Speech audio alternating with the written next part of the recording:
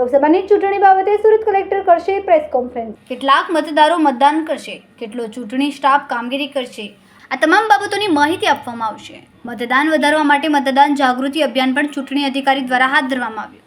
તો ઈવીએમ અને વીવીપેટ મશીનની ફાળવણી પણ કરી દેવામાં આવી છે.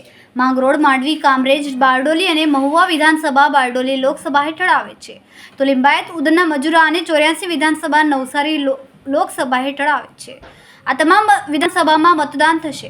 સુરત લોકસભા બિનહરીફ જાહેર થઈ છે. સુરત પૂર્વ, સુરત પશ્ચિમ, વરાછા રોડ, કરંજ, કતારગામ અને ઉત્તર વિધાનસભા આવે છે. એટલા માટે આ 7 વિધાનસભામાં મતદાન યોજાશે નહીં.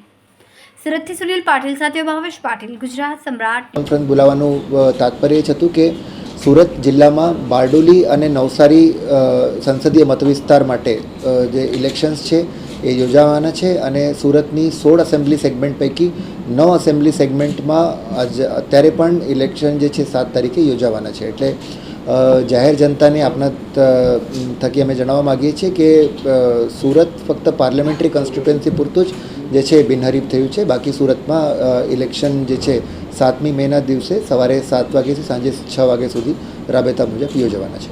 Thank you.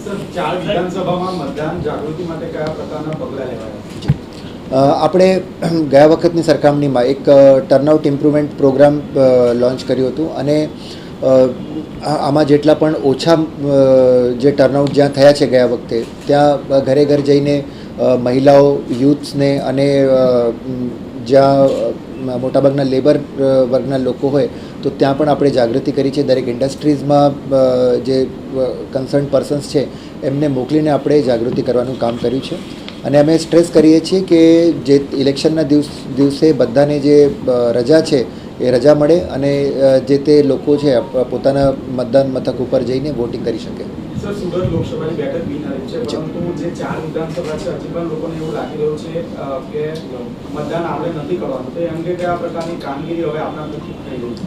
એ આપણે દરેક મીડિયા માધ્યમ છે, એટલે આજની પ્રેસ કોન્ફરન્સનો પણ હેતુ એ જ છે. બાકી રેડિયોના માધ્યમથી, પ્રિન્ટ મીડિયા, સોશિયલ મીડિયા થકી આપણે જાગૃતિ ફેલાવવાનું કામ કરીએ છીએ.